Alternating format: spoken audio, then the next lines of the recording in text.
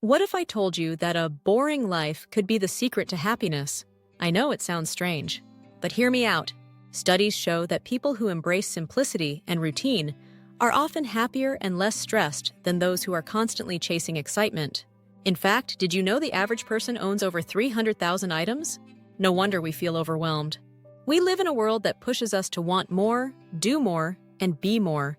But the truth is, constant stimulation and excess clutter can lead to anxiety and burnout.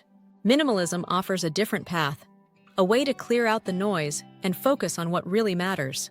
In this video, I'm going to show you why living a quieter, simpler life is the key to finding true freedom. You'll discover the beauty of boredom, how saying no can be your superpower, and why owning less can actually make you feel richer. By the end, you might just be ready to embrace a little boredom of your own. Chapter 1. The Myth of Excitement. Why more isn't better. In today's world, we are constantly told that more is better. More experiences, more possessions, more excitement. But what if I told you the opposite is true? That living a life full of excitement and constant stimulation might be the very thing keeping you from true happiness? According to a study by Princeton University, beyond a certain income level, more money doesn't make you any happier. It's not the pursuit of more that fulfills us. It's the pursuit of less. The truth is, chasing after a high-energy, fast-paced life can lead to burnout and anxiety. Minimalism offers a way out. When you strip away the noise, you start to see what really matters.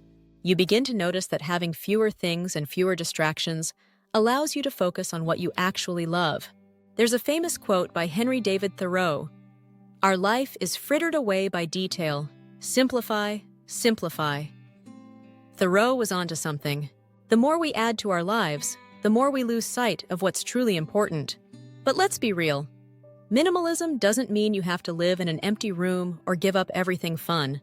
It just means making conscious decisions about what brings value to your life.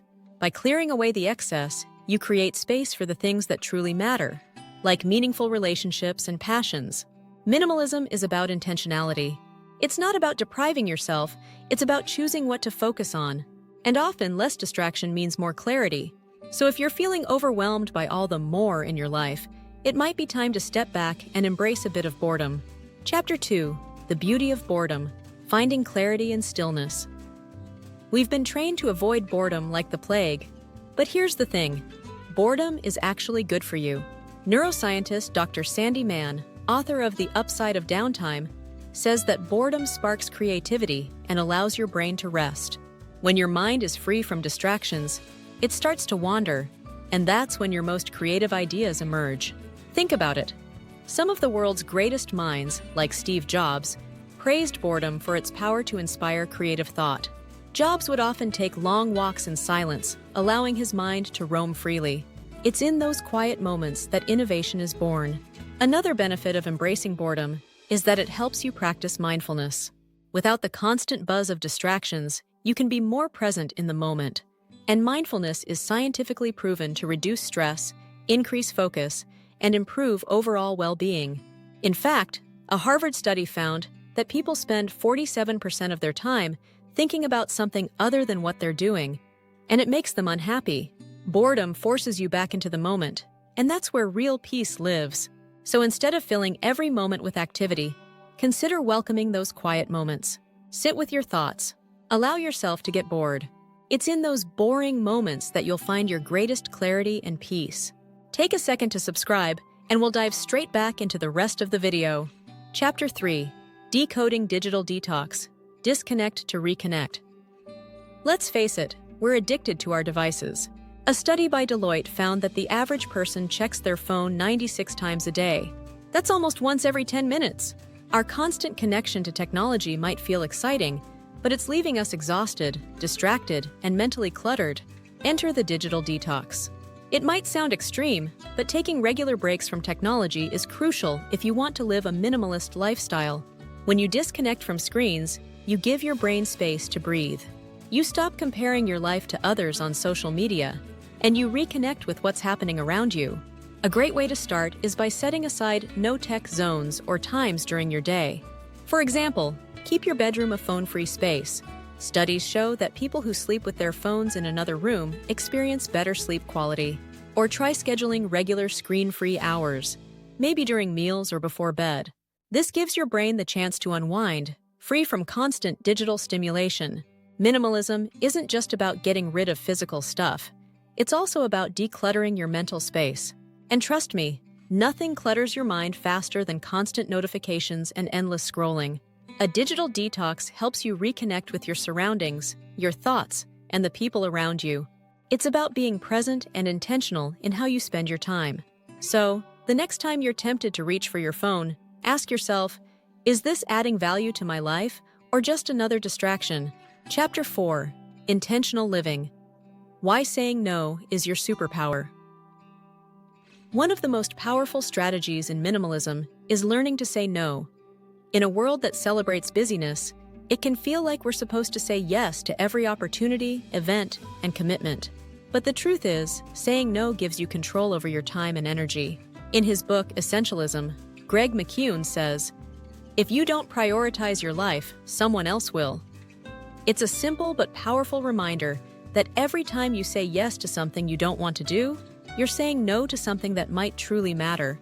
When you focus on what's essential, you start living with intention rather than reacting to everything that comes your way. Saying no isn't about being selfish or lazy. It's about protecting your time for the things that align with your values. The more you practice it, the easier it gets. Try this.